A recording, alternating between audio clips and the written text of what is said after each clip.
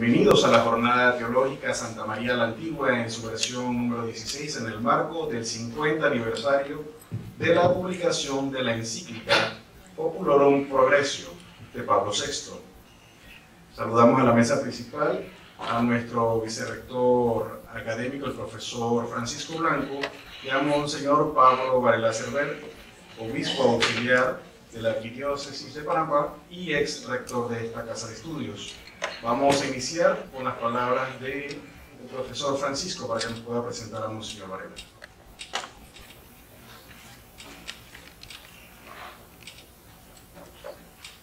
Buenas noches y muchas gracias. Únicamente en forma muy rápida, la mayoría de ustedes estuvieron en el día de ayer, pero para enmarcar, ¿verdad?, el significado que tienen estas jornadas teológicas, que desde ya hace 16 años las viene haciendo la Universidad Católica Santa María la Antigua. Estas jornadas teológicas se establecieron desde el año 2002 como una manera plenamente identificada con la universidad de celebrar su patrona como universidad que somos. Y como universidad católica, pues qué menos que hacerlo con unas jornadas de teología, es decir, unas jornadas en un área donde la teología en una universidad católica debe ser el centro que articula precisamente toda la demás labor formativa y de búsqueda de la verdad y de búsqueda del saber. Entonces, desde esa perspectiva es que tienen sentido estas jornadas teológicas. Y se han ido recorriendo a lo largo de estos ya 16 años, de estas 16 jornadas, los temas que a nivel de Iglesia Universal y sobre todo de Iglesia local aquí en Panamá, pues tenían en los distintos momentos, en los distintos años, pues la importancia y la celebración que se estaban dando. Entonces, desde Sagradas Escrituras, desde ética, bioética, desde historia de la Iglesia en América y también en Panamá, desde lo que es la pastoral, el año de San Pablo, lo que fueron la reflexión, ¿verdad?, de Medellín, y así se fueron tocando tópicos teológicos que estaban precisamente con plena actualidad en los distintos años que se fueron haciendo. Este año, como les explicaba ayer el padre Keller, el decano de la Facultad de Humanidades y Teología, este año, que por cierto les brindo sus excusas, él está, ¿verdad?, acompañando al cardenal que está viajando ahorita en estas horas, ¿verdad?, para El Salvador. Entonces, como él les explicaba, en este año 2017 se están celebrando los 50 años de la encíclica social, ¿verdad?, que inicia marca un hito dentro de la doctrina social de la Iglesia. Y junto a ello, y en consonancia con la Populorum Progressio, el año que viene, en el 2018, se cumplen los 50 años de la Conferencia de Medellín, que como el cardenal, ¿verdad?, Gregorio Rosa Chávez decía esta mañana, es, digamos, esa implementación del Vaticano II ya desde una lectura plenamente latinoamericana. Entonces, en ese contexto es que hacemos las jornadas este año, centrando la reflexión en Populorum Progressio y ya en general a esa luz de Medellín, que también ya estamos a las puertas de celebrar los 50 años, pues de esa importancia que tuvo este documento para la Iglesia latinoamericana. Por eso ayer el cardenal Rosa Chávez pues habló sobre una figura emblemática, ¿verdad?, dentro de la Iglesia martirial, como él decía, de Latinoamérica, de lo que fue y lo que representó Monseñor Óscar Arnulfo Romero, el beato Óscar Arnulfo Romero, para la Iglesia salvadoreña y también para la Iglesia latinoamericana. Y esta mañana, ¿verdad?, completó su intervención haciendo una breve reflexión sobre la Iglesia a partir de Medellín, la Iglesia latinoamericana. En el día de hoy podríamos decir que como la conferencia que enfoca plenamente el título de las jornadas, Monseñor Pablo Varela va a hacer una reflexión sobre, una profundización sobre la Populorum Progressio, la encíclica del Papa Pablo VI. Mañana concluiremos en la mañana con una pequeña trabajo sobre la Jornada Mundial de la Juventud, un poco pues por las circunstancias también de preparación desde esta perspectiva teológica a ese acontecimiento tan importante que va a tener Panamá, y concluiremos también con otra reflexión el día de mañana sobre Medellín. En el día de hoy, entonces, Monseñor Pablo Varela, todos conocidos, ¿verdad? Le vamos a hacer una breve presentación. Monseñor Pablo nació, ¿verdad?, en España, en Denia, la provincia de Alicante, pero desde muy joven, desde muy niño, se traslada a La Habana, inicia estudios en la universidad de esa ciudad, en Cuba. Luego sigue sus estudios en la Universidad de Valencia. Obtuvo, entre otros ¿verdad?, cursos y grados académicos, la licenciatura de Filosofía y Teología en la Universidad Católica de Lovaina, en Bélgica. Fue ordenado sacerdote en la capilla del Colegio Pro América Latina de la misma universidad, en 1970. Fue también el arzobispo de Panamá en ese momento, Monseñor Marco Gregorio Magrad, lo invita a que ejerza como profesor y formador del Seminario Mayor San José, y con la anuencia del arzobispo de La Habana aceptó la invitación de venir a Panamá desde el año ya 1972. Participa en diversas tareas dentro de la orientación misionera de la Iglesia y de la vivencia del espíritu del Concilio Vaticano II. Desde muy pronto, estando acá en Panamá, ¿verdad?, ha estado en las aulas de esta universidad trabajando. Y más adelante se doctoró en Teología en la Universidad Pontificia Gregoriana de Roma, en donde su tesis sobre la metodología de la teología fundamental fue calificada con summa cum laude. En 1998, Monseñor Cedeño le nombra rector del Seminario Mayor San José, y 2 años después, en el año 2000, es elegido rector magnífico de la Universidad Católica Santa María la Antigua, de esta universidad, cargo que ejerce por 10 años. Su Santidad, el Papa Juan Pablo II, lo llama al episcopado en el año 2004. Ha presidido desde entonces el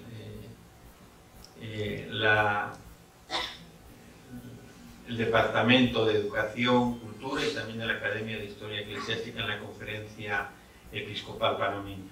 Esta es una breve presentación de nuestro obispo auxiliar, ¿verdad?, de la Arquidiócesis de Panamá, Monseñor Pablo Varela, quien hablará y nos profundizará sobre la encíclica Populorum Progressio del Papa Pablo VI.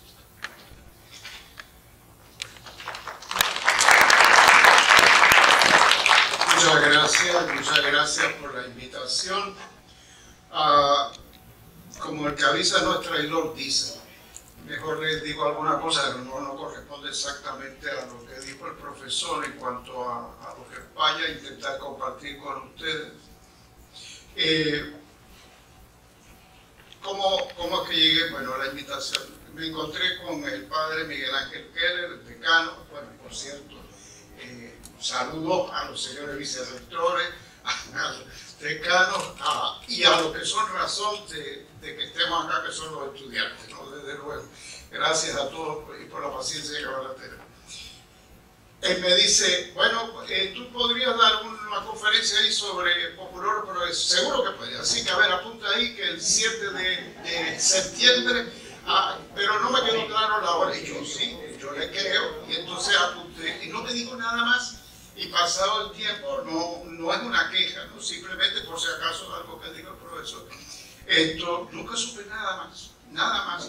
Entonces yo dije, bueno, ¿qué habrá que hacer ahí? Se me ocurrió algo que no es exactamente lo que él dice, ahora lo diré después. En cuanto a hacer, de todas maneras, no será pérdida de tiempo, alguna cosa ya la saben, otras, bueno, me imagino que casi todas las saben, o todas. Y algunas otras pues serán repeticiones, pero bueno, así es la vida, también eso no hace daño. Y espero no pasarme del tiempo, porque lleva el tiempo que yo no llevo reloj. Entonces no me dijeron nada, y él hace 2 días o algo así, como él le había pedido una conferencia para el 21 en un congreso de educación católica que tendremos a nivel nacional, entonces me manda un WhatsApp de esto preguntándome para verificar la hora de él, y yo aproveché y digo, oye, ¿y lo mío a qué hora es? Porque no estaban seguros si era a las 6 o a las 6:30 o qué. Entonces me respondió bueno, antes estaba expuesto ahí con el programa, primera vez que lo veía, yo no lo veía conocía, no sabía nada. Entonces ahí veo que tenía otro título que más o menos corresponde a la intencionalidad que ha dicho el señor vicerrector de profundización.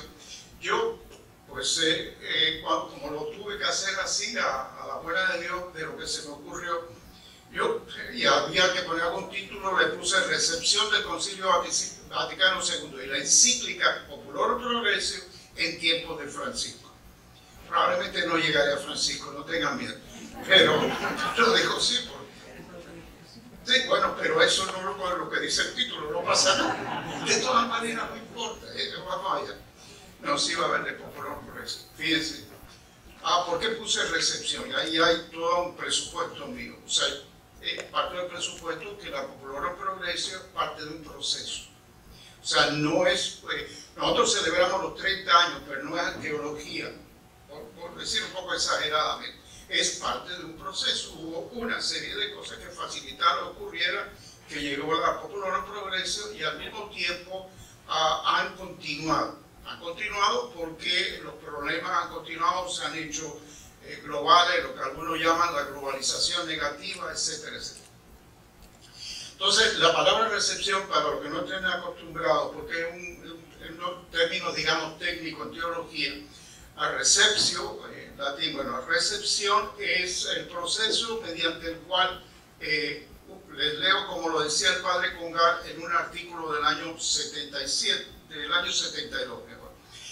Por recepción entendemos aquí el proceso mediante el cual un cuerpo eclesial hace verdaderamente suya una determinación que él no se ha dado a sí mismo, reconociendo en la medida promulgada una regla que conviene a su vida. Bueno, esa es la definición del padre Congar. Es decir, es el que asume, cuando uno asume algo, por ejemplo, en proceso de evangelización, cuando asumimos el Evangelio, ¿no? Como cuando lo hacemos en nuestra vida, por poner una manera gráfica de decirlo. Entonces, voy a poner otro caso por algo que antes de la conferencia alguien me había nombrado. Por ejemplo, el Concilio Vaticano II dedica todo un documento que es extraordinariamente importante, clave, sobre la palabra de Dios, sobre la Biblia.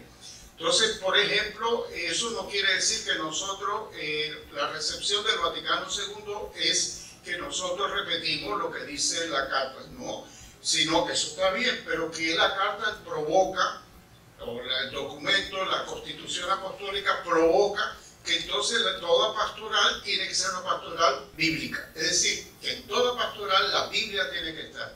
La Biblia es una presencia, no importa qué pastoral se hace. No es lo único que está, pero tiene que alimentar, tiene que sostener, iluminar, etc. Entonces, las recepciones, por ejemplo, cuando en una diócesis, en un país, en una etc., pues esas cosas del concilio las reinterpretan en su realidad, las aceptan, comienzan por aceptar, las reinterpretan en su situación y las aplican. ¿Okay? Bueno, en ese sentido, entonces, que hablo de la recepción del Concilio Vaticano II y la encíclica Populorum Progressio. Entonces, la recepción está implicando que haya aportes propios de consentimiento, de juicio, etcétera, etcétera. O sea, nunca es un automatismo. No es porque se haya hecho el Concilio Vaticano II, ya todos los católicos seguimos el Concilio Vaticano II. Es todo un proceso de aceptación, de interiorización y traducción en acciones, etcétera. Bien, en el caso del Concilio Vaticano II, como todos ustedes son muy nuevos, nuevos quiero decir sobre el planeta, nacidos, etcétera, quiero decir que entonces es natural que haya cosas que no tienen referencia, que les suena, es muy comprensible, ¿vale? Entonces me pareció que les recuerda alguna fecha así para ubicar algo de aquellos tiempos, para no sea pesado, pero vaya, un poquito de eso. Pero el Concilio Vaticano II, que lo presenta o lo impulsa el Papa Juan XXIII, él lo anunció el 25 de enero del año 59. De luego, ninguno de ustedes creo que había nacido, pero no viene al caso ahora, sino que es del año 59, es decir, la fiesta de la conversión de Pedro y Pablo, de Pablo. Él anuncia el concilio y Este concilio tuvo 4 sesiones, los obispos panameños estuvieron en todas las sesiones y hasta Monseñor Beckman también falleció en la última sesión, si no recuerdo mal fue en la última, me parece, ¿no? Entonces el hecho es que en esas sesiones el Papa presidió la primera, que lo inauguró el 11 de octubre del 62, no hace mucho de esto, entonces unos cuantos años pocos que celebramos los 50 años también. Él falleció el 3 de junio del 63, pero inauguró el 11 de octubre del 62. Después lo siguió el Papa Pablo VI, que comenzó su papado el 21 de junio del 63 y lo clausuró el 8 de diciembre del 65. Entonces, la recepción es todo ese trabajo de proceso de aceptación de estas enseñanzas del concilio. Y la historia de la Iglesia manifiesta que a veces esto, por ejemplo, el concilio de Nicea, que fue sumamente importante, la historia muestra que la recepción, la acogida de lo que había determinado el concilio de Nicea duró varias décadas. O sea, estas cosas llevan su tiempo, ¿no? Necesitan su sedimentación, necesitan la transmisión, etc. Bien, entonces todo esto, por lo tanto, quiere decir que no se trata de repetir citas, sino de reproducir actitudes, etc. Bueno, entonces las primeras expectativas respecto al Concilio Vaticano II fueron que lo primero que se pensó, bueno, esto debe ayudar a modernizar la Iglesia y adecuarla al mundo moderno. Paradójicamente, cuando el mundo moderno estaba entrando en crisis, o sea, esa cosa que dice que como la policía que llegamos tarde, ¿no? Entonces era cuando ya estaba así que parecía que las preguntas ya no eran las que había que buscar la respuesta, eran otras, pero bueno, el hecho es que las respuestas que daban ya no respondían a las preguntas, pero en todo caso un enorme esfuerzo que se hizo así, porque toda la movida de ponerse en movimiento de la acción de como primera expectativa la modernización, digamos, de la Iglesia. También, paradójicamente, el Concilio Vaticano II ha acabado siendo muchísimo más de lo que habían pensado. Por ejemplo, el Vaticano II, y por eso lo recuerdo a ustedes, porque ustedes ya están inmersos en esto, y los de ustedes que son seminaristas, si así el Señor los ha llamado, van a ser ordenados en una iglesia que ya está en un proceso que es muy diferente de, por ejemplo, lo vivido en la década de los 60, principios de los 60, en cuanto a la eclesialidad, o sobre todo en los 50 y demás. Entonces, lo digo en el sentido de que el Concilio Vaticano II es, los que estudian filosofía, eso que los griegos llamaban arjé, que es el principio, la base, la clave de lo que arranca. El Concilio Vaticano II es como el inicio de una nueva etapa dentro de todo lo que es la historia de la Iglesia. Es la primera vez que, así como concilio, da una imagen de una iglesia realmente católica. Católica en cuanto al nombre. Usted sabe que católico quiere decir que somos universales, lo que ahora llaman globalidad, no universales. Somos de todo. O sea, no hay fronteras para el amor de Dios, la misericordia, etc. Entonces, allá esa globalidad, la primera vez que se empieza a manifestar así y que ha dado por ahí todo un proceso cada vez mayor. O sea, yo creo que todo lo que hablamos de globalidad va precisamente somos una iglesia así. Lo único que, claro, no queremos la globalidad negativa, que después no vuelvo porque tiene que ver con lo de la Popular Progreso. Pero allá quiero decir es toda esa movida de ese enorme proceso que obviamente no comenzó como aquello del mito de Adán, no comenzó de cero, como si no hubiera nada, toda una historia de siglos, ¿no? Pero es esa nueva etapa que todavía desde luego no ha terminado y que va más allá de nosotros, ¿no? Entonces, más allá, ya hay palabras como ser progresista o ser conservador, como que quedan un poco ya desfasadas, como aquello de izquierda y derecha va cada vez más quedando como desfasada, ya no responde. El principio de una época de eclesial, universal, y viviéndose con un radical espíritu de apertura. Eso que escuchamos a Francisco, que insiste tanto en la apertura, en el salir, en el hacia afuera, en ir a eso viene del concilio. Francisco es Desde luego hay otros documentos, luego al caso lo citaré, que lo toma como la clave de todo lo que él ha ido haciendo, ¿no? Pero el hecho es así, ¿no? Es toda una iglesia que desde el Vaticano II aparece hacia afuera. Y que claro, ahí hemos ido poco a poco así asumiendo lo que representa, por ejemplo, la vida de una parroquia. No puede ser que estemos encerrados en una parroquia, sino todos tenemos que proyectarnos. Entonces, siempre desde luego, en un proceso de recepción, hay preguntas que se pueden hacer. Por ejemplo, cómo ser creativos en una recepción de doctrina del concilio. ¿Qué desarrollo? ¿Hasta qué punto el espíritu del concilio se entiende? ¿Hasta qué punto se hizo acción? Uno puede preguntarse en América Latina muchas de estas cosas.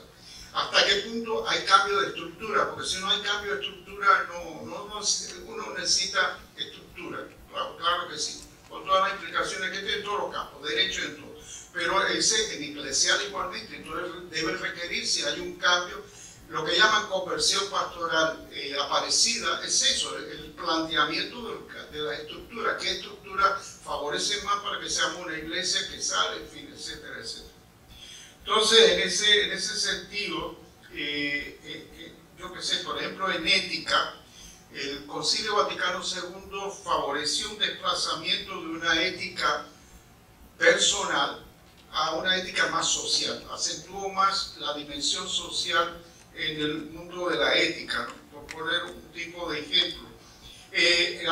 Apuntó más la preocupación por la estructura de justicia, y lo que es justo y lo que es injusto, y planteado ya desde una perspectiva global, o que iba en tendencia de perspectiva global. El concilio va planteando cosas y da pie a ir desarrollando cosas con una visión ya del tipo mayor globalidad.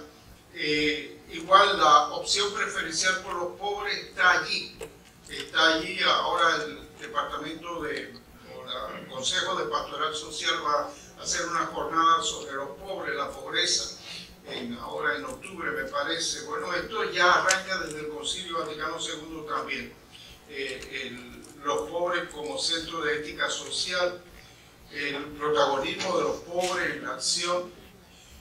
Y hay que recordar que en aquella época, bueno, hay incidencia en nuestra América Latina. La llamada Segunda Guerra Mundial termina en el año 45, y entonces hay como una reorganización mundial que la hicieron los grandes poderes, se repartieron el mundo, pero hubo reorganizaciones también en creatividad en cuanto a la ONU, la OEA, el CEPAL, etc. Toda una serie de organizaciones, unas a nivel mundial y otras a nivel regional, como el caso del CEPAL. Pero todas con un deseo de paz, de mantener la paz, pero en definitiva era por parte de las grandes potencias, era igualmente un anhelo de hegemonía económica, de hegemonía política, de hegemonía ideológica. Entonces se repartieron el mundo así, la parte que quedó para la influencia de la Unión Soviética, la parte que quedó para otra influencia, y demás. De eso ustedes tantas veces habrán oído hablar. Y de ahí vino igualmente que poco a poco aparecieron los llamados tres grandes bloques, los llamados primer mundo, segundo mundo y el tercer mundo. Todas esas cosas fueron saliendo poco a poco. Entre el primer mundo y el segundo mundo empezaron también a presentarse tensiones. Hay igualmente la carrera por la lucha del espacio, por todo aquello de que si los rusos mandaron una perrita, después los americanos, en fin, toda la cuestión de la carrera del espacio. El muro de Berlín se creó en el año 61, la crisis de los misiles en Cuba fue en 1962.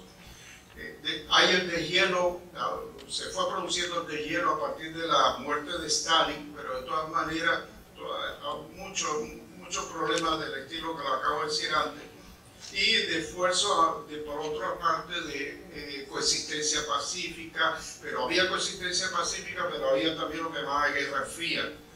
Entonces quedó el comienzo de la caída del bloque soviético. Eso se fue poco, estoy pasando hacia adelante, volver atrás otra vez, por ejemplo, con levantamiento de obreros en Polonia, Polonia, en Hungría, hay uno famoso en Berlín, el 17 de junio, yo ahora no me acuerdo, yo estaba todavía bueno, en todo caso, después viene lo de Hungría, que fue apartado terriblemente, creó una crisis de separación de muchos líderes, de romper con el Partido Comunista, también el Partido Comunista francés, que era un gran sostenedor del estalinismo, empezó a entrar en crisis.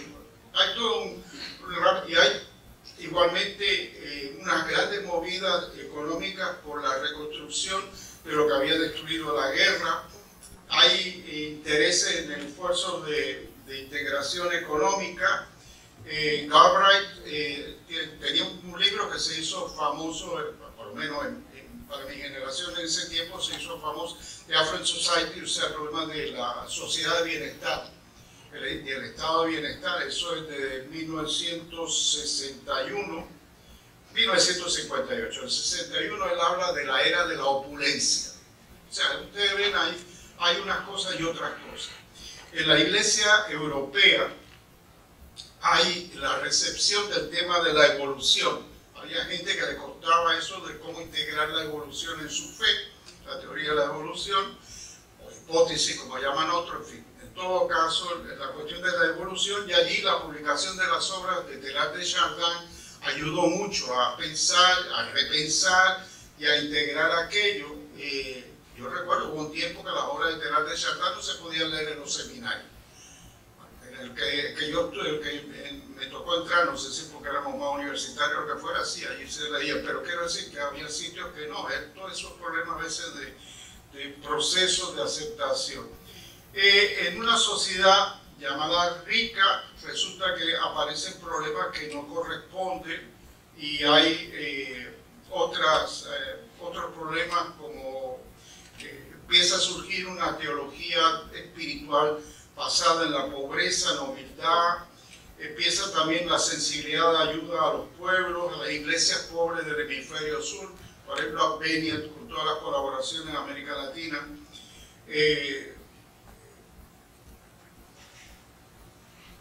Hay un famoso, lo voy a leer, hay un famoso pensador francés que está a la base de lo que se llama en filosofía la corriente humanista, que tiene un libro de 1951 que decía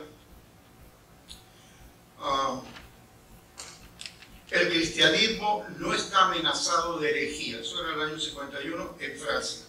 El cristianismo no está amenazado de herejía. No se apasiona suficientemente como eso.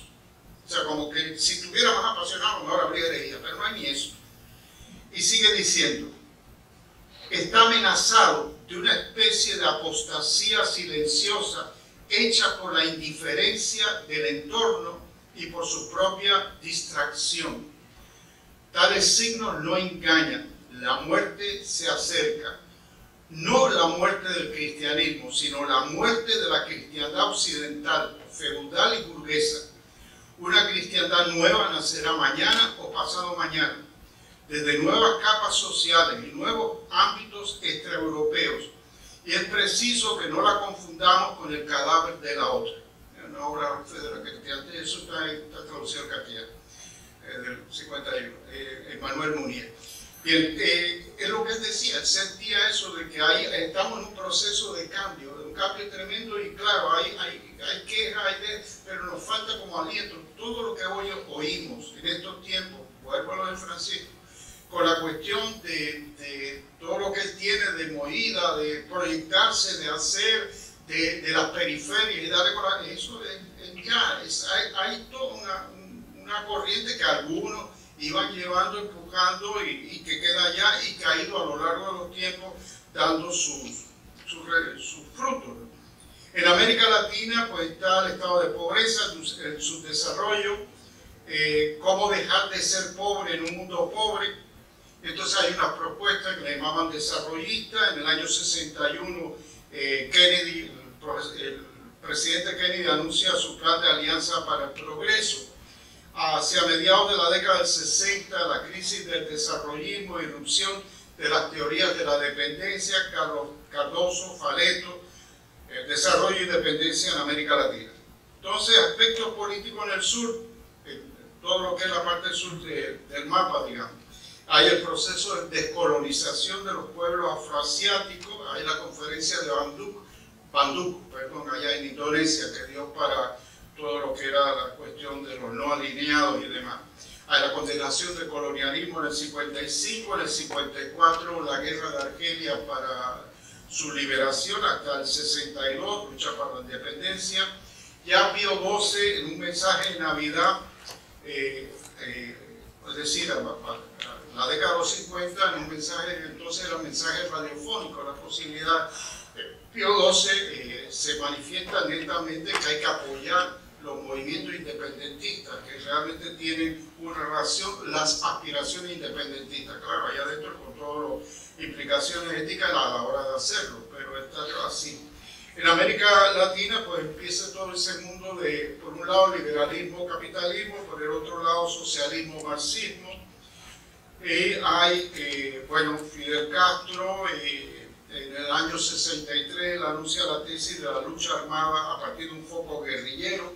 Entonces eso crea o genera una serie de inestabilidades por la movida que produjo. Ustedes saben, por ejemplo, la guerrilla del Che Guevara en Bolivia. Hay los gobiernos dictatoriales, bueno, en Tucumán, en Argentina, por ejemplo, hay el grupo guerrillero Uturunco y posteriormente hay guerrillas urbanas, eso se va dando en varios países. Y hay todo un problema de respuesta de tipo autoritario. En la segunda parte de los 60, principios de los 70, se hablaba mucho de la doctrina de la seguridad nacional, y en base a la seguridad nacional, todo eso que ustedes han oído de la escuela de las Américas, que era una escuela para prepararte torturadores, etcétera, etcétera, porque hay que ver todo lo que todavía hay en el cine, se ha trabajado en las últimas décadas varias veces sobre la cuestión de los desaparecidos, en Argentina y en otros lugares, Uruguay y demás. En América Latina, la Iglesia, en el año 55, hay la primera conferencia del Episcopado Latinoamericano con la fundación también del CELAM, y hay en el año 58, ya siendo Papa Juan XXIII, él tiene una carta que se llama, bueno, siempre empieza esos títulos en los documentos pontificios con las primeras palabras, ad dilecto, es decir, a mi estimado, a mi querido, que está dirigido a los obispos de América Latina y le habla sobre el desarrollo. O sea, Juan XXIII, allá en el 58, como anima a los obispos usando el canal del CELAM, de que tienen que preocuparse seriamente por el problema del desarrollo de sus pueblos. Y bueno, del 62 al 65 ya dije que estaba lo del concilio, y Pablo VI, al término del concilio, la última, en el año 65, después del cierre, aprovechando que estaban en Roma, reunió a los obispos latinoamericanos. Y estos obispos latinoamericanos, fundamentalmente, recogió a los que eran directivos y equipos del CELAM de entonces, porque tomó de excusa que era el 10º aniversario de la creación del organismo, etc. Y les exhortó, Pablo VI, a sensibilizarse y asumir una visión crítica frente a los problemas que habitaban América Latina como un requerimiento indispensable para la acción pastoral de la Iglesia y en esas regiones. Y esto fue lo que animó, no sé si probablemente el señor Gregorio habrá citado, animó a que entonces era presidente del CELAM, don Manuel Larraín, obispo de Talca en Chile, gran amigo de Monseñor Magrá, concibiera la idea de una reunión episcopal que fue la que posteriormente conocemos como Medellín. Entonces el episcopado latinoamericano en el postconcilio impulsó pastoral y fue también y germen de una teología latinoamericana. Comenzó, por ejemplo, una preocupación por una teología del desarrollo. El CELAM convocó una reunión que fue en Mar del Plata, allá en el sur, sobre la presencia activa en el año 66. Presencia activa de la Iglesia en el desarrollo e integración de América Latina. Así se llamaba el encuentro que el Papa invitó. Presencia activa de la Iglesia en el desarrollo e integración de América Latina. espiritualidad de la pobreza, solidaridad con los pobres, y al mismo tiempo apareció viniendo sobre todo del norte, la llamada teología de la secularización y un rechazo de la religiosidad popular, una desacralización de la liturgia, o sea, en el otro bando, era otra cosa. El Papa hablaba de una cuestión y esto salió por el otro lado, existencia y identidad del sacerdocio, empezaba a cuestionarse qué era eso del sacerdocio y demás. Y así igualmente empezaron a darse en algunos países de América Latina reuniones de sacerdotes con un cierto aire de protesta, de cuestionamiento, Perú, en Argentina, en Chile y demás. Bien, les leo un texto porque tiene que ver con la Popular Progresio de la Comisión del Movimiento de Laicos, que aparece en Medellín, que dice: recordemos una vez más las características del momento actual de nuestros pueblos en el orden social. Desde el punto de vista objetivo, una situación de subdesarrollo delatada por fenómenos masivos de marginalidad, alienación y pobreza, y condicionada en última instancia por estructuras de dependencia económica, política y cultural con respecto a las metrópolis industrializadas que detentan el monopolio de la tecnología y de la ciencia, neocolonialismo. Desde el punto de vista subjetivo, la toma de conciencia de esta misma situación que provoca en amplios sectores de la población latinoamericana actitudes de protesta y aspiraciones a la liberación, al desarrollo de la justicia social. En el mismo espíritu uno puede ver en la Carta de la Popular Progresio los números 19, 26, 57, 59 y muchos otros. El mismo espíritu de esto que acabo de leer.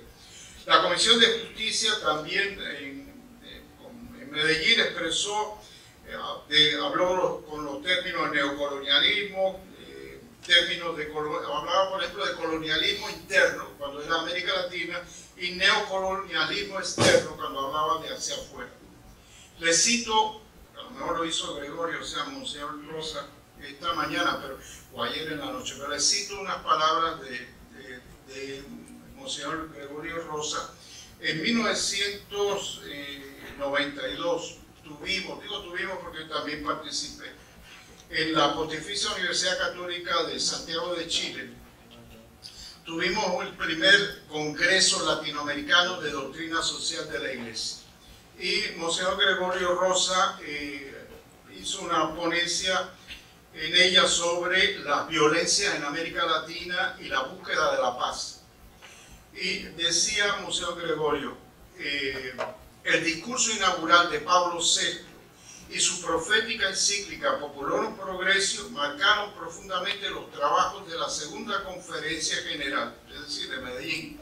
Sin embargo, el documento de Medellín es novedoso porque analiza el problema del subdesarrollo a partir de la vivencia concreta y sufrida de los pobres del continente, de los pueblos pobres del continente.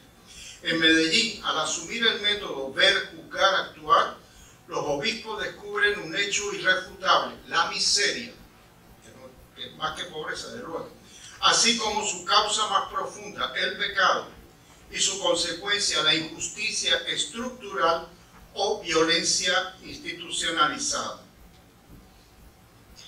Bueno, a propósito de esto de paz, el Papa Juan XXIII tiene una encíclica también que es una belleza y que sigue siendo muy permanente, que es Paz en Interre, paz en la tierra, que es todo un referente en cuanto a movimientos de paz, que es del 11 de abril del 63. Lo recuerdo porque es parte de todo el trasfondo que hay en Popular Progreso. El documento del Gaudium et Spes, es decir, de la Iglesia en el mundo actual, en el número 83, declara: para edificar la paz se requiere ante todo que se desarraiguen las causas de discordia entre los hombres, que son las que alimentan las guerras. Entre esas causas deben desaparecer principalmente las injusticias. No pocas de estas provienen de las excesivas desigualdades económicas y de la lentitud en la aplicación de las soluciones necesarias. Otras nacen del deseo de dominio y del desprecio por las personas, y si ahondamos en los motivos más profundos, brotan de la envidia, de la desconfianza, de la soberbia y demás pasiones egoístas. Eso es Gaudium et Spes 83. el Papa Pablo VI, el 6 de agosto de 1964, fiesta de la Transfiguración del Señor, publica una encíclica que es también un referente, como él quiso, y lo digo porque igualmente tiene que ver con todo lo demás, quiso que así fuera la tónica de su mandato, que es de lo que él hacía como Papa, que es la que se conoce como Ecclesiam Suans. Entonces, en ella lo que hay un desarrollo. ¿Qué es lo que nos dejó el Señor? El camino nuestro es el diálogo. Fíjense el Papa Francisco, continuamente diálogo, diálogo, diálogo, diálogo. Y no ser tonto en el diálogo, desde luego, de eso ha tenido algunas quemadas también, él lo sabe. Pero digo, allá dentro de toda esta marcha, ¿sí? Porque es los riesgos que hay, ¿no? O te arriesgas, como él dice, más vale arriesgarse que nos quedemos sin hacer nada. Entonces el Papa Pablo VI dice, no, esto es, y además que una concepción ya de una sociedad que obviamente es plural. Nosotros estamos en un mundo plural, los católicos vivimos en un mundo plural, y esto es plural. Y por lo tanto la Iglesia tiene que saber dialogar a lo interno de la Iglesia. Toda la encíclica, una vez si la lee, puede resultar un poco pesado, ¿no?, para algunos el lenguaje, pero realmente toda está marcada así, el diálogo hacia adentro de nosotros, como católicos en nuestra propia iglesia, nuestro diálogo con las iglesias no católicas, pero cristianas, el diálogo con las iglesias que no son, digo, iglesias o denominaciones, grupos, como le queramos llamar, de otras religiones, y el diálogo con los que no creen, o que dicen, afirman, no creen. Simplemente con todos hay que dialogar, porque el Señor lo que nos dejó no los golpes, sino el diálogo. El acceso a la palabra y el permitir es como aquello de ¿por qué me pegas?, ¿no? Entonces dame razón. Bueno, pues allá dentro de eso él insiste y procura que todo su pontificado, digamos, por usar un término que se acostumbra o que no es del todo apropiado, vaya en eso de lo que es el papado. Pues entonces habla así de ese espíritu de diálogo y de puesta en práctica del diálogo. Porque es a través del diálogo que Dios hace su obra salvadora, como aquello que Jesús se la pasa así, en el diálogo y demás. Entonces el camino de la iglesia será el diálogo hacia adentro y hacia afuera. Esto también ya en la Gaudium et Spes, en el número 92, ya estaba también preanunciado, digamos. Entonces el 6 de enero de 1967, en la fiesta de Epifanía, cumpliendo otra recomendación conciliar, es decir, del Vaticano II, dice, teniendo muy en cuenta el sinnúmero de miserias con que aún hoy se ve afligida la mayor parte del género humano, dice eso como razón, y entonces el Papa crea la Comisión Pontificia Justicia y Paz. La Comisión de Justicia y Paz sale de ese espíritu de Pablo VI. Entonces, en el año 67, en enero, él crea la comisión y dice, para suscitar en todo el pueblo de Dios el pleno conocimiento de la función que los tiempos actuales piden a cada uno en orden a promover el progreso de los pueblos más pobres, de favorecer la justicia social entre las naciones, de ofrecer a los que se hayan menos desarrollados una tal ayuda que les permita proveer ellos mismos y para sí mismos a su progreso. Obviamente, además, con todo lo que recordé antes, aquí estábamos en guerrilla en muchos países, estábamos en problemas de diversos tipos, unas represiones fortísimas de parte de los poderes fácticos, como se llama, y el apoyo de militares y de la potencia del norte, etcétera, etcétera. El 26 de marzo de 1967, el mismo año de Justicia y Paz, en la fiesta de Pascua de Resurrección, el Papa es cuando publica la carta, finalmente llega hoy, de la Populorum Progressio. Dice, a los obispos, sacerdotes, religiosos, fieles de todo el mundo y a todos los hombres de buena voluntad sobre la necesidad de promover el desarrollo de los pueblos. Hay una necesidad. En el mismo año 67, cuando las autoridades del CELAM agradecieron al Papa, la Populorum Progressio fue la comitiva allá, la directiva, etcétera, a visitar al Papa. Entonces le agradecieron cómo el Populorum Progressio era importante para nuestro pueblo, cómo les animaba. El Papa Pablo VI le sugiere que convocara una reunión regional para aplicar el concilio. Y él entonces la formuló como ¿por qué no hacen una conferencia general del episcopado? Y agregó que él podía ir a inaugurarla, que es lo que va a acabar siendo Medellín. Entonces les dijo que había escrito la Populorum Progressio para los pueblos del tercer mundo, y en especial, les dijo el Papa, y en especial los de América Latina. O sea que la Populorum Progressio, el Papa lo que la pensó fue para todos estos anhelos, y como otra manera que no tuviera que ser la guerrilla. Eso ya era en consecuencia a ver lo que se podía hacer. Pero digo, consecuencia a la gente, lo que él habla allí directamente no se mete con, no habla de la cuestión de la guerrilla, sino lo que habla de la necesidad de estos procesos de ayuda a un desarrollo justo y demás. Y esto de que les acabo de citar, de que él dice que sobre todo lo pensó, fue una carta pensada para los pueblos de vía de desarrollo, lo que llamaban las vías de desarrollo, y particularmente América Latina, lo he recogido de un escrito de Monseñor Marco Gregorio Magrá, que se llama así: algunas reflexiones sobre el impacto y la influencia permanente de Medellín y Puebla en la Iglesia de América Latina. Eso es de la revista Medellín, allá del año 1989. Gaudium et Spes, en el número 85, habla de la actual unión del género humano, porque hay todo ahí, también se va dando todo ese pensamiento de globalidad, como dicen ahora globalidad, bueno, globalidad, todo un pensamiento que llegará más adelante, porque a lo mejor por la hora va y no llego, a que hace falta un gobierno ya a otros niveles. Ya esto no puede seguir simplemente con los estados-nación. Claro, obviamente esos cambios no pasan de la noche a la mañana. La actual unión del género humano, esto era, reitero, antes del concilio, exige que se establezca también una mayor cooperación internacional en el orden económico. Pues la realidad es que aunque casi todos los pueblos han alcanzado la independencia, distan mucho de verse libres de excesivas desigualdades y de toda suerte de inadmisibles dependencias, así como de alejar de sí el peligro de las dificultades internas.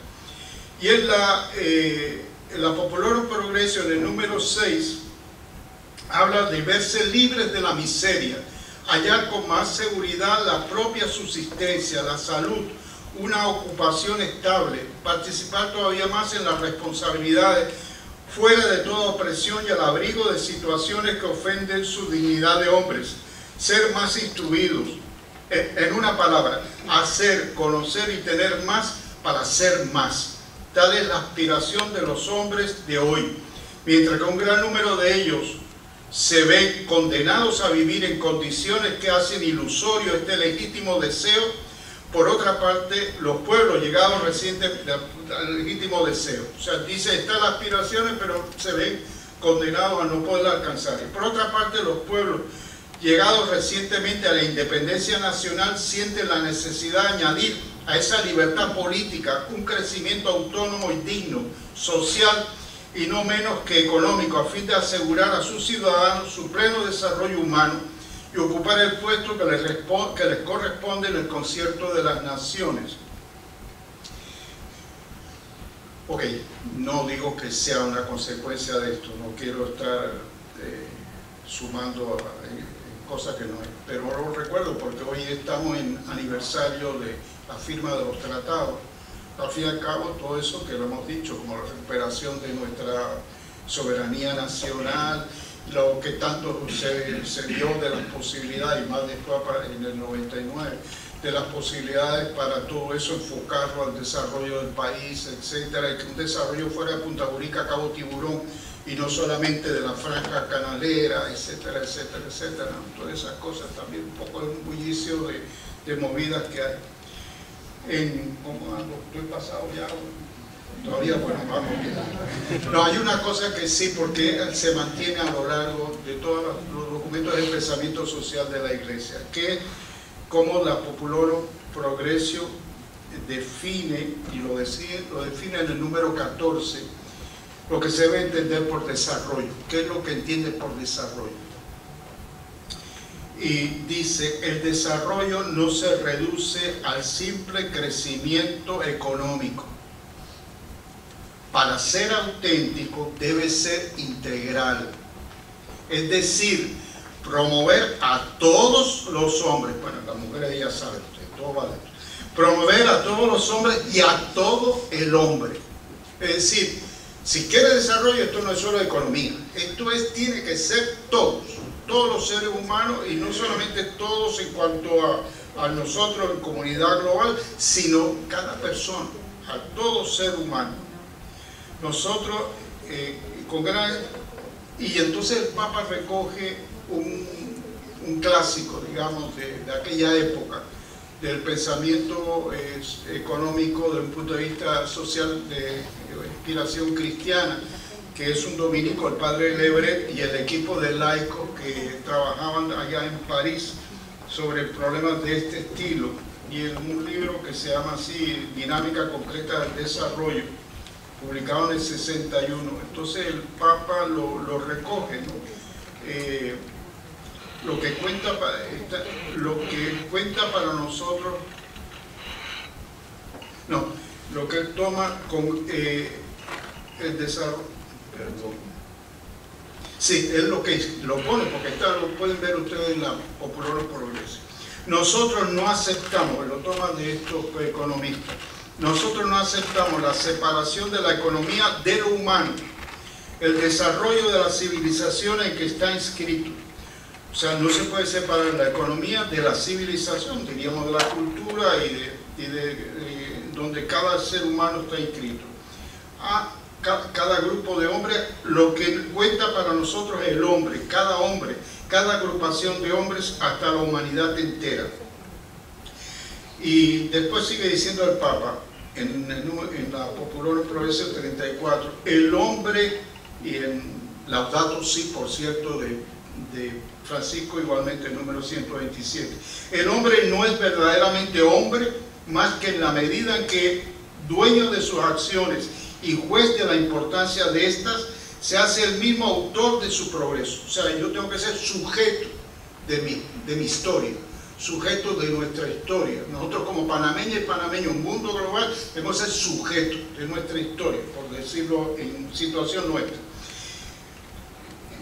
Dueño de su acción y juez de la importancia, se hace el mismo autor de su progreso, según la naturaleza que le ha sido dada por su creador y de la cual asume libremente las posibilidades y exigencias. O sea, como que Dios lo que quiere que nos desarrollemos, pero de nosotros depende que nos pongamos y lo hagamos, pero de todos.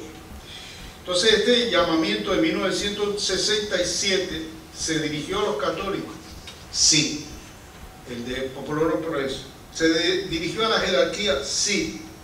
A la jerarquía le especifica diciendo para enseñar e interpretar auténticamente los principios morales que hay que seguir en este terreno, es decir, a los obispos, pero también se dirigió a todos los laicos, a quienes corresponde, dice la Popular Progreso en el número 81, con su libre, a los laicos, con su libre iniciativa y sin esperar pasivamente consignas y directrices, penetrar de espíritu cristiano la mentalidad, las costumbres, las leyes y las estructuras de la comunidad en que viven.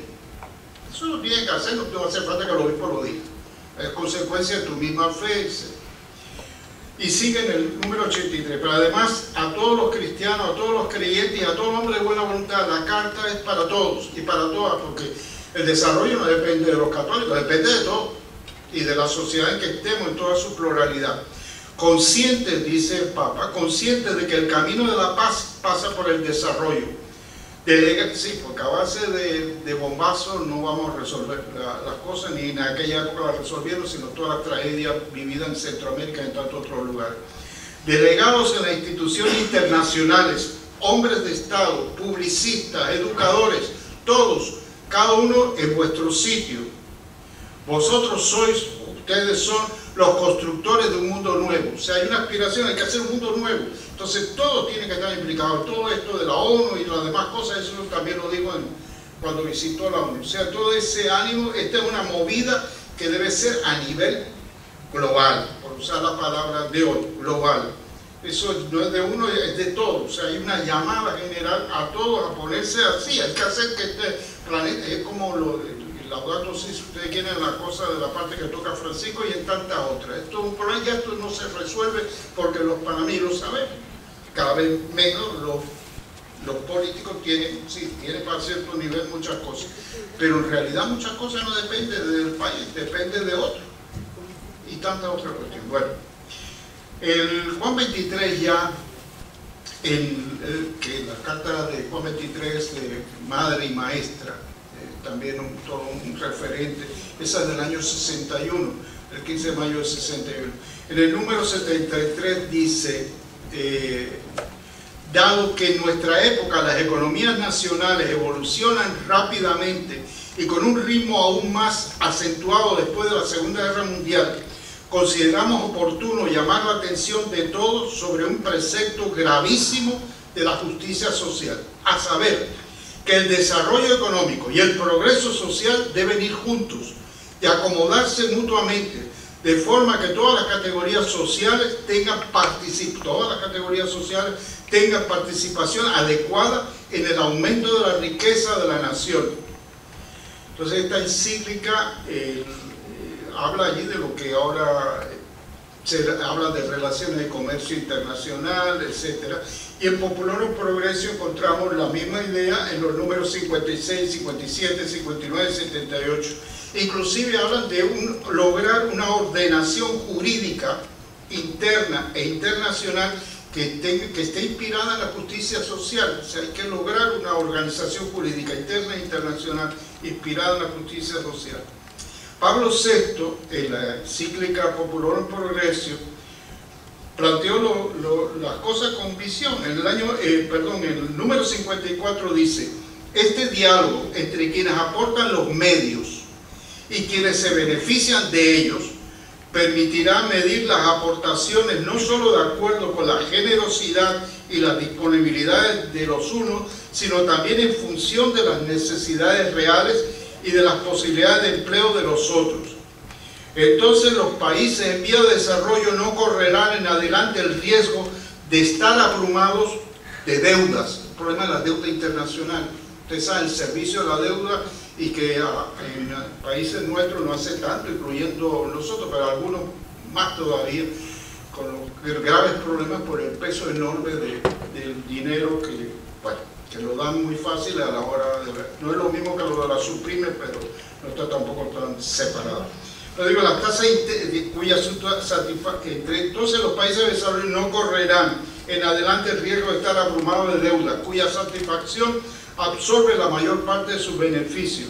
Las tasas de interés y la duración de los préstamos deberán disponerse de manera soportable para los unos y para los otros, equilibrando las ayudas gratuitas, los préstamos sin interés o con un interés mínimo, eso que llaman interés plano, suave, etc. Y la duración de las amortizaciones, a quienes, sí, cuando te dan espacio para devolver, mucho espacio, a quienes proporcionen los medios financieros, se les podrán dar garantías sobre el empleo que se hará del dinero. Sí, sí, no es que yo te doy, no, tenemos derecho, yo te doy dinero porque quiero saber qué tú vas a hacer con él. Favorecer el que se hará del dinero según el plan convenido y con eficiencia razonable, puesto que no se trata de favorecer a los perezosos y parásitos. Y los beneficiarios podrán exigir que no haya injerencia en su política y que no se perturbe su estructura social. O sea, que no lo cojan excusa porque me dieron dinero, no nos va a dejar hacer, pero sí tenemos que rendir cuenta. O sea, si tú me prestas, yo debo honrar el préstamo, hay que establecer las condiciones, dialogar sobre las condiciones, etcétera, etcétera, y yo tengo que ahorrar y dar cuenta de qué he hecho con el dinero, que es parte de, en otro escenario, pero es parte de, en otra cosa, a nivel micro, de lo que está hoy en el candelero de los medios de comunicación en nuestro bendito país. Pero en otro orden, desde luego, pero viene a ser la misma historia que has hecho con el dinero, ¿no? No es solamente que Caín, ¿dónde está tu hermano?, sino que, bueno, ¿qué has hecho con el dinero? El reclamo de la Populorum Progressio no fue atendido, claro que no fue atendido, eso también, lo que ya no somos muy pequeñitos en edad, pues no sabemos eso. Y en pocos años, la década del 70, del 80, el peso de la deuda externa fue ya enorme. Por ejemplo, el cardenal obispo Oscar de Honduras parte de su batalla era siempre el problema de la deuda internacional. La deuda externa ya enorme sobre la economía de los países llamados desarrollo, convirtiéndose en un grave problema político mundial. Préstamos concedidos alegremente. Quieren dinero, por ejemplo, aquí en Panamá y cuando la crisis del petróleo, etc. Concedido alegremente y administrado irresponsablemente. No digo que aquí así lo hacían. Hay aquí algunos que saben muchísimo más que yo, desde luego. Tasas, y saben bien, interés bien. Tasas de interés elevadas injustamente por razones de conveniencia muy específicas de determinadas potencias. La inestabilidad del signo monetario agravó la situación de cada deudor. Y Juan Pablo II, ya en tiempo de Juan Pablo II, él sintió necesidad de que se hiciera una declaración de justicia y paz sobre este problema también el peso de la deuda y el problema de la inestabilidad en las monedas. Todas estas crisis, ustedes habrán oído hablar de corrales, corralitos y otra variedad de cosas, y lo que pasó en México y demás. Este es el documento de que Juan Pablo II animó desde el diciembre del 86, que se llama así: el servicio a la comunidad humana, una consideración ética de la deuda internacional. En la Populorum Progressio, en el número 56, dice: los esfuerzos realmente considerables que se han hecho para ayudar en el plano financiero y técnico a los países en vía de desarrollo serían ilusorios si sus resultados fuesen parcialmente anulados por el juego de las relaciones comerciales entre países ricos y países pobres. La confianza de estos últimos se quebrantaría si tuviesen la impresión de que una mano les quita lo que la otra les da. Número 56. Y en el número 57 dice: las naciones altamente industrializadas exportan sobre todo productos elaborados, mientras que las economías poco desarrolladas no tienen para vender más que productos agrícolas y materias primas. Todo eso ustedes lo saben, ¿no? El problema de extracción de metales, bueno, y todas las demás, sin procesar, sin dejar valor agregado, como se llama. Gracias al progreso técnico, los primeros aumentan rápidamente de valor y encuentran suficiente mercado. Por el contrario, los productos primarios que provienen de los países subdesarrollados sufren amplias y bruscas variaciones de precio. Hay que estar mirando el mercado de Londres, por ejemplo. ¿Y qué pasa con el café, por poner un caso? Muy lejos de esa plusvalía progresiva. De ahí provienen para las naciones poco industrializadas grandes dificultades cuando han de contar con sus exportaciones para equilibrar su economía y realizar su plan de desarrollo. Los pueblos pobres permanecen siempre pobres y los ricos se hacen cada vez más ricos. Pablo VI, número 57 de la Populorum Progressio. La Iglesia, a partir del Papa Juan XXIII anterior, elaboró y aplicó la idea de justicia social internacional. Y en el Populorum Progressio insiste también sobre esto. Es la que quizás de esa época el documento pontificio que mayor énfasis pone en la solidaridad universal frente a la cuestión social. Por ejemplo, y en Gaudium et Spes, es decir, en el Vaticano II Concilio, también lo encuentra el número 63 al 72, entre otros. El que más claramente afirma, de todas maneras, de la Populorum Progressio en cuanto a las relaciones de los estados entre sí, es necesaria la preeminencia de la justicia social. Dice: el desarrollo integral del hombre no puede darse sin el desarrollo solidario de la humanidad. Aquí, si nos desarrollamos nosotros y el resto de la humanidad no se desarrolla, por ponerlo así extremadamente, no avanzamos. O sea, necesitamos, no solo necesito caminar yo, avanzar yo, sino necesito que mi entorno también. Eso lo sabemos inclusive aquí para la cuestión de la criminalidad, etcétera, etcétera, etcétera. Es lo más divertido, digo, divertido dentro de lo trágico. Allá en el siglo XVIII, si no recuerdo mal, en Inglaterra, te cogían preso y te mandaban a la cárcel, no importaba lo que hiciera. Todo aquello se volvía un centro de entrenamiento para lo que no debía hacer, ¿no? Tú ni siquiera se organizaba porque vas preso, por cualquier cosa que iba, todo iba. Bueno, dejemos eso. El asunto es que O sea, y sigue diciendo el Papa en el número 61, no estaría bien usar aquí 2 pesos y 2 medidas. Lo que vale en la economía nacional, lo que se admite entre países desarrollados, vale también en las relaciones comerciales entre países ricos y países pobres. Sin abolir el mercado de concurrencia, hay que mantenerlo dentro de los límites que lo hacen justo y moral, y por tanto humano. En el comercio entre economías desarrolladas y subdesarrolladas, las situaciones son demasiado dispares y las libertades reales demasiado desiguales. La justicia social exige que el comercio internacional, para ser humano y moral, restablezca entre las partes al menos una cierta igualdad de oportunidades. El número 61. Bueno, en Panamá, como ustedes saben, nosotros vivimos en un país de economía abierta, de sociedad abierta, de tecnología abierta, pero lo vivimos en un contexto que desborda aquello que Karl Popper decía de sociedad abierta. Vivimos en globalización, pero una globalización negativa en cómo se está realizando. Y por eso lo que dice Pablo VI en la Populorum Progressio, el número 44, viene al caso. Este deber concierne en primer lugar a los más favorecidos. Sus obligaciones, sí, porque por ejemplo, parte de los problemas que tenemos de los años, liberalización de los mercados, que no hay impuestos, pero bueno, pero aquello de allá tiene subsidio, ellos dicen que no, y nosotros, pequeños agricultores, no tenemos que no, tecnológicamente avancemos en el cultivo del arroz, la piña, lo que sea, pero a la hora de la verdad, patatín, bueno, tantas cosas siguen circulando por ahí. Y si hace protección, si no hace protección, a los otros dicen que no la hacen, pero la hacen, y los europeos tienen la leche, y yo que sé, tantos problemas, ¿no?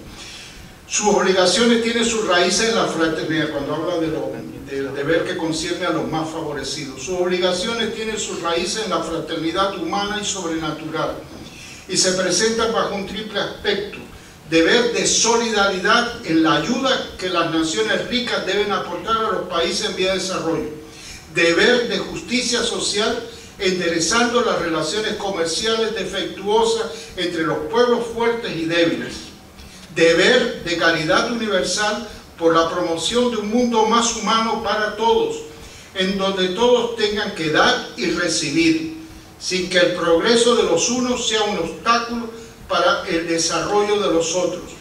La cuestión es grave, ya que el porvenir de la civilización mundial depende de ello. Número 44 de la Populorum Progressio. Cuando el Papa le dice a los jóvenes ahora, sueñen, por ejemplo ayer con los muchachos y muchachas rescatados de situaciones marginales completas, y le dice, ustedes sueñen, que nadie y los invita a la esperanza y a la alegría. Bueno, eso de soñar no es soñar pajarito preñado, como decimos panameños. No, es que lo que digo, cuando uno escucha esta cosa, Pablo VI suenan como, bueno, esto es un sueño, pero ¿y qué? Esas son palabras. No, es que eso lo dice el Papa para todos.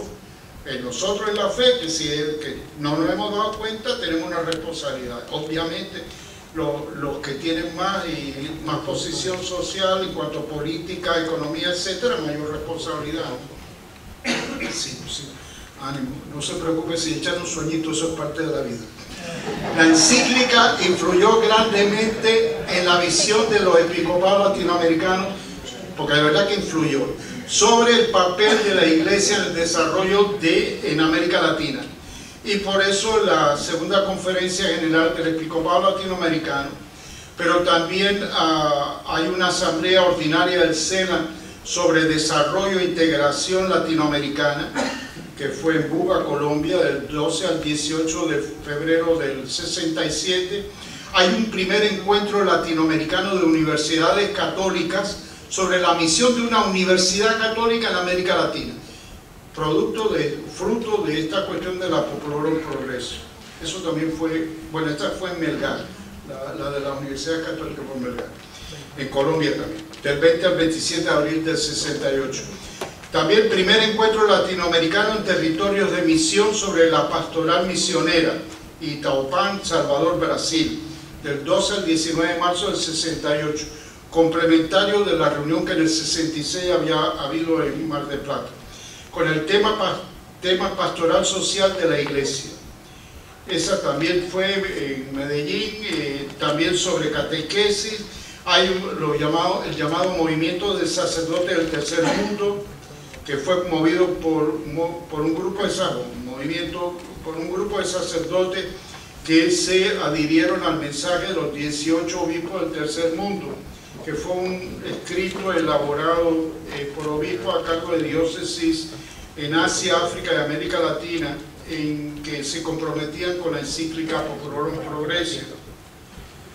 El Papa Juan Pablo II, en el año 1987, ya más cercano a todos nosotros, a todos ustedes en particular, se refiere a la encíclica Populorum Progressio de Pablo VI, y precisamente lo hacía diciendo: si durante los años transcurridos, esto decía ya Juan Pablo II, si durante los años transcurridos desde la publicación de la encíclica, eso fueron 20 años después, la encíclica esta de la solicitud de redes sociales es de 20 años después, dice: si durante los años transcurridos de la publicación de la encíclica no se ha dado este desarrollo, o se ha dado de manera escasa, irregular, cuando no contradictoria, las razones no pueden ser solamente económicas. Hemos visto ya cómo intervienen también motivaciones políticas. Las decisiones que aceleran o frenan el desarrollo de los pueblos son ciertamente de carácter político. Y para superar los mecanismos perversos que señalábamos, dice más arriba en la encíclica, así decía, y sustituirlos por otros nuevos, más justos y conformes al bien común de la humanidad, es necesaria una voluntad política eficaz. Por desgracia, tras haber analizado la situación, hemos de concluir que aquella ha sido insuficiente. Eso decía el Papa en el número 35 de la solicitud de redes sociales. Bien, en el Congreso también de Doctrina Social de la Iglesia en América Latina, que les cité hace un ratito de la Pontificia Universidad de Santiago de Chile, un dirigente sindical a nivel continental de la cadena sindical que era la CLAT, la Confederación Latinoamericana de Trabajadores, el 13 de marzo del 2000, digo que también trataron esos temas y tantas otras cosas.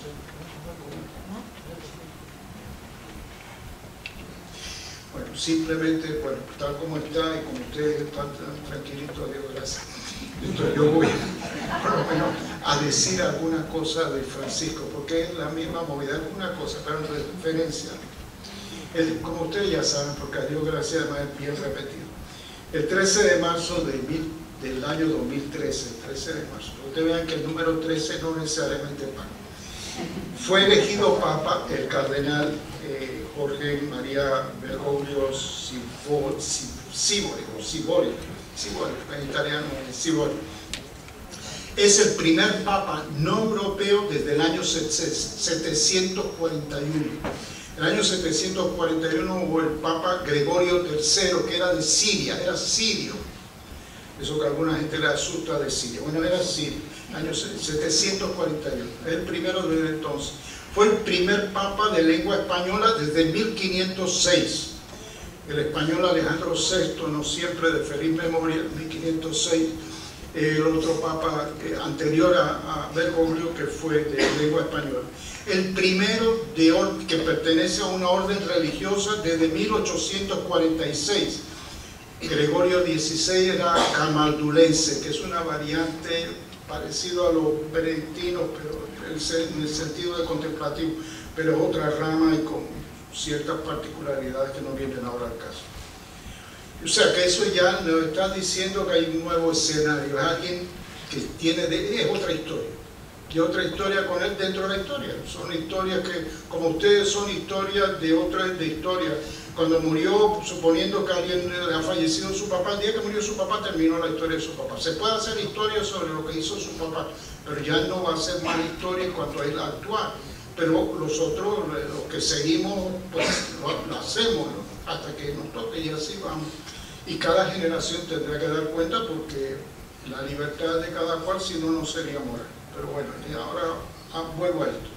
Entonces es una persona de una espiritualidad tradicional. Francisco es de una espiritualidad jesuita, de esa realmente tradicional, una conocida así muy clásica, digamos, dentro de lo que es el mundo del estilo ignaciano, y tiene una fuerte vocación social, la tuvo siempre, eso no es un añadido, eso lo tuvo siempre, y él se sitúa mucho en esa dimensión de la Populorum Progressio, está muy en sintonía con su existencia, por ejemplo, en cuanto al desarrollo integral, desarrollo solidario de todo el hombre, de todos los hombres, en especial de los más pobres.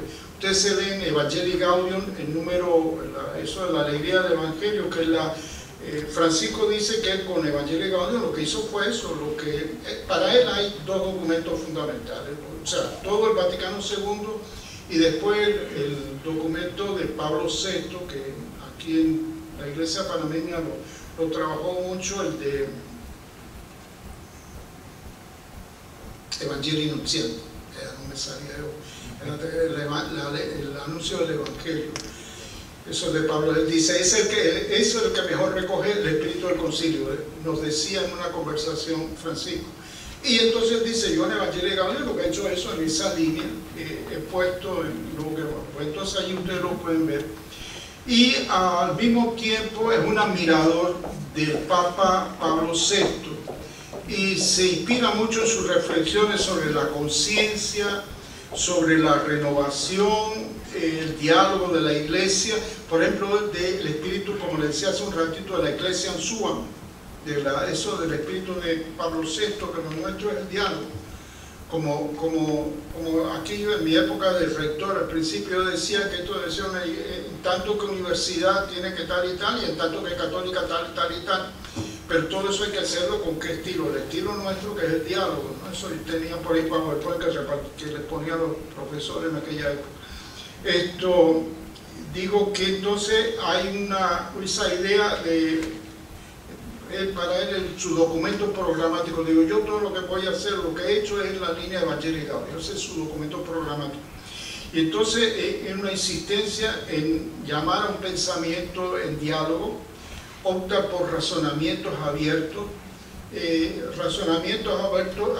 que concluyan en encuentro, es muy favorecedor de la cultura del encuentro, de hacer encuentro, de encontrarse, y cultivar la cultura del encuentro, sabernos encontrar y dialogar. Encuentro con las multitudes, pero encuentro de una multitud que tienen que transformar su carácter tímido para realmente moverse, y así también el Papa es un hombre tímido. Realmente Francisco, eso sí que ha sorprendido a muchos los que lo conocen de hace años, como que, por usar una expresión familiar, como que se ha destapado. En ese sentido, de un hombre muy tímido, pero sin embargo en el proceso, asumiendo la responsabilidad que ha tenido, pues se ha abierto mucho en su expresión, y hace pensar de él, dando un estilo como si fuera un líder carismático, ¿no? Pero tiene una fuerte impronta jesuita, y en el mundo jesuita y la espiritualidad jesuita entra mucho lo que se llama, desde Ignacio para acá, se llama el apostolado intelectual. O sea, dice que uno tiene que tener formación, tiene que saber de lo que está hablando, tiene que saber cómo, en fin, hay que tener formación. La toma muy serio, la Compañía de Jesús tradicionalmente siempre ha sido así, y él lo cultiva, y siempre esa preocupación entre fe y cultura, fe y vida, como la tenía Pablo VI. Y entonces tiene un estilo muy estructurado de trabajo, no es, aunque pueda parecer que habla así, no, el hombre tiene su idea y va ran. Por eso ha ido poco a poco. Ahora, como hay un grupo de seminaristas aquí, la enorme importancia que tiene la nueva ratio de formación de todos los seminarios, pues sabe que hay problema de estructura también en la formación de los seminarios y cómo somos o dejamos de ser. Entonces, él sabe dónde quiere llegar, pero tiempo al tiempo. Vaya, no es un hombre así con apuro, sino como que él tiene lo que él entiende dentro de lo que alcance de vida. Como él dice, bueno, hasta donde pueda. Pero allá él tiene su proyecto de vida y tiene su proyecto de lo que hay que hacer y lo va empujando, lo va haciendo en el buen sentido, conversando, pidiendo que las cosas le demos vuelta, que vuelva de nuevo, okay, hasta hay que estar convencido porque si no nos sirve, en fin, dialogue, discuta, si no te parece, dilo. Cuando se reunió con nosotros, ella nos lo dijo, aquí ustedes lo saben que pueden decir lo que quieran, les pueden criticar, acusar, lo que sea, pero conversémonos. A Dios gracias que nosotros no estábamos beligerantes en ese sentido, pero vaya, quiero decir que de verdad no lo hace por teatro, como diríamos en Panamá, es un hombre de esa forma, de pensamiento abierto. Y sabe dónde quiere llegar, pero bueno, hay que darle tiempo al tiempo a las cosas, hay que no se puede forzar. Entonces, tiene un estilo por eso de ejercer el papado de otra manera, y que va muy en sintonía con todo lo que anterior estaba recordando, de justicia social, etc. Un hombre muy coherente y muy sencillo, ¿no? Es un hombre simple. Ya, como él mismo dice, y ustedes lo saben, llamarse Francisco ya está marcando toda una sensibilidad. Francisco, un hombre de radicalidad evangélica, Francisco el de Asís. Francisco dice, bueno, ¿para qué me tienen que dar un reglamento? Porque yo tengo que hacer una regla. Si ya la regla la tenemos, es el Evangelio, ¿qué más queremos? Entonces lo que hay que hacer es vivir el Evangelio. Bueno, pues un poco ese estilo, ¿no? de parte de Francisco Papa. Y por eso simplificó su indumentaria personal, eligió con toda fuerza simbólica el lugar donde habita, no es broma. O sea, el hecho de no quedar en el palacio pontificio, irse a la casa esa donde vive en Santa Marta, pues eso es otra mentalidad, otro cambio, y otro no quedar allá encerrado en aquello, sino estar en un sitio donde puede ver gente, hablar con gente, que no es simplemente los secretarios, vaya, todo el aparato de ayuda de él, es toda otra manera también, y además más sencilla en todo. Como ahora en Colombia, pues pide, yo no necesito tener un carro blindado, necesito un carrito ahí, un papamóvil ese, que sea pequeñito y que funcione y ya está, para lo que hay que ir. No, lo otro lo dejo para ustedes. Eso ya no es necesario. Pero quiero decir que un hombre así es toda otra manera. Él no ha introducido cambios en la tradición, no, pero la manera como tiene de interpretarlo, su forma de ejercer, lo hace más creíble y más cercano. De hecho, no ha hecho ninguna revolución, no ha roto con ninguna cosa así, no ha hecho cosas de ese estilo espectacular. Pero sin embargo, esto que les decía, lo que lo hace es que la gente le llega. Le comentaba a algunos de ustedes, inclusive su manera de hablar y de escribir. No le quita ningún mérito, ni muchísimo menos. Alguien de ustedes le comentaba.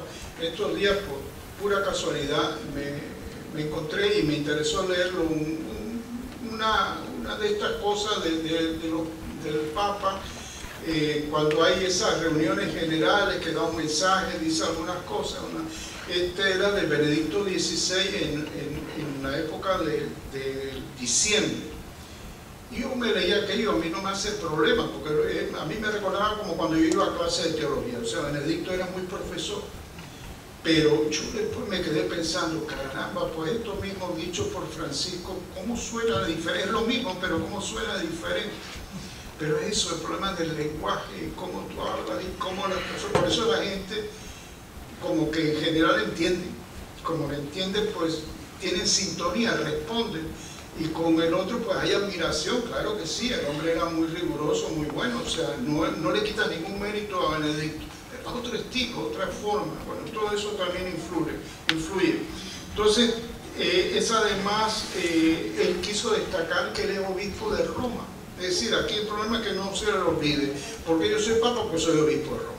Entonces, esas cosas de que no es que sea todos aquellos grandes títulos y demás, y por lo tanto un sentido mayor de colegialidad, que era una iglesia más colegial. Ahora en Bogotá yo no he podido seguir, pero a un trocito que oí así de pasada, es bueno eso de la cosa, la importancia, por eso ha cuidado en los documentos que aparezca citas de él, de conferencias episcopales y de otros. Le interesa mucho, hay que practicar la colegialidad. Igual a veces un obispo, eso sí lo he visto en varias ocasiones, plantear un problema y dice, bueno, eso lo resuelva usted. ¿Por qué no me lo tiene que decir a mí? O sea, ese es el problema, usted es su Dios, si haga así, usted ya sabe cómo tiene que hacer. O sea, es como aquel que dice, no, esto no es una cuestión piramidal de arriba abajo, sino que somos hermanos todos en una colegialidad, cada cual y sus responsabilidades.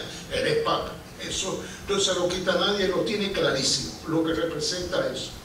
Pero los demás todos tenemos nuestra responsabilidad, todos tenemos que hacer nuestra tarea, ¿no? Entonces es un hombre muy así. Él por eso ha practicado tanto lo de las salidas improvisadas, que eso comenzó con Juan 23. ¿Pero por qué? Para conocer la vida, para recordar lo que es la vida de la gente, en qué anda, etc. Es decir, su forma de magisterio no se basa en documentos estrictamente magisteriales, sino una proliferación de homilías, de declaraciones semanales, diversas entrevistas, espontáneas, mucha espontaneidad, comprensión,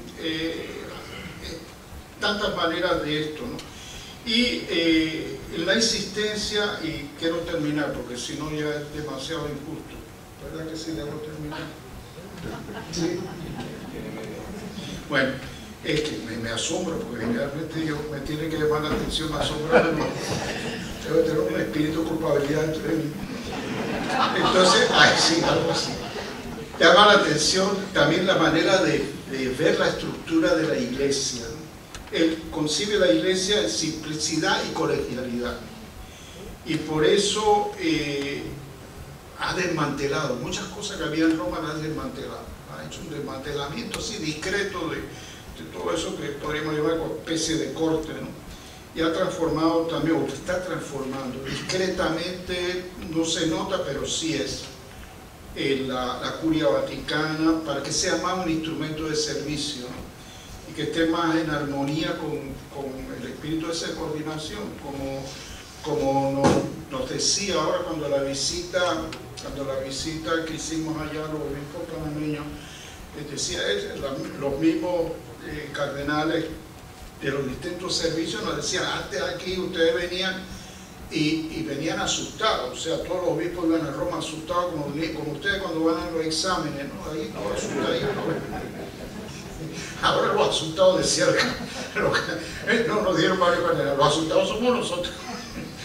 Porque el Papa nos ha dicho de todo. Lo primero que usted tiene que hacer es oír a los obispos, oír sus problemas, oír sus cosas y tal. Y si usted tiene que decirle algo, reclamar, lo hacen. Pero después de que han oído, si no han oído, ¿cómo van a decirle nada? Y ellos, las explicaciones, pues dice que todos andan muy cuidadosos de cumplir con lo que él dice. Pero digo, todo eso son cambios en el espíritu de todo aquello que les dije antes, que vienen desde el Vaticano II y ha seguido con toda la lectura. Y él, además de eso, apunta mucho a la cuestión de una iglesia que sea un referente, pues tiene una visión de mundo global, ¿no? Entonces una referente en una iglesia de construir la paz, que seamos portadores de paz. Por eso quizá ha querido destacar tanto la visita a Colombia, por las 5 ciudades, por los procesos estos de paz, lo difícil y las heridas que con razón están y estarán. Una paz que tiene dimensión social, porque es una paz que tiene que basarse en la dignidad, en la justicia, en la solidaridad, como ya le dijo a los del Parlamento Europeo cuando los visitó la Asamblea del Consejo de Europa, lo dijo también en el Congreso de Norteamérica, allá en Washington, en el Capitolio, cuando visitó Estados Unidos, lo dijo en la Asamblea General de la ONU, y también lograr un alto en la persecución a los cristianos y el cambio en la cultura de no creencia a una cultura más abierta, más aceptable de las situaciones. A nivel geopolítico él apunta mucho por la sociedad civil y por organismos internacionales por encima de los estados. No es que no valore los estados, pero por encima de los organismos internacionales, y tiene mucho como una visión de tipo planetario, o sea, es realmente de nivel planetario, como diría el pensamiento latinoamericano que se usó en Argentina y en muchos países de América Latina, la patria grande, ¿no? Pues así como decíamos América Latina, la patria grande, que está también en la parecida, pues la patria grande, pero ahora a nivel del mundo entero, ¿no? O sea, que él piensa el mundo como una unidad. Entonces, ¿qué quiere decir esto? Que él es de una política inclusiva, hay que hacer política que sea inclusiva. Y por eso lo clásico en política que bueno, no solo Maquiavelo, pobre Maquiavelo a veces lo golpean demasiado, tiene cosas muy interesantes, pero digo, no es solamente el arte de lo posible, es más que el arte de lo posible, porque para él, si es el arte de lo posible, es como una componente entre partes. Entonces él aspira que tenemos que lograr como humanidad, si queremos pervivir como humanidad, ir más allá de eso. Tenemos que lograr una política, ahí entra mucho, si ustedes quieren, de sueño, pero la parte esa, el sueño constructivo, ¿no? Que nos inspire, algo que vaya más allá de los intereses, ¿no? Porque en el arte de lo posible es cuidar los intereses de esto y negociar con los intereses del otro, y entonces lograr una visión mucho más integradora de todos y de todos, y defender, proteger, incluir a los que están en la periferia. Y termino con una referencia también a la preocupación de él dentro de ese mundo, o que uno puede pensar que en Latinoamérica es lo que preocupa muchísimo a Asia. Él como que ve el futuro de la iglesia muy marcado en Asia, en el mundo asiático, en la cultura del Asia, etc. Es también como parte de un sueño, en el fondo. Eso en la Compañía de Jesús estaba muy del principio, las misiones en Japón, en China, etcétera, y por qué fracasaron, son dolores también de ellos.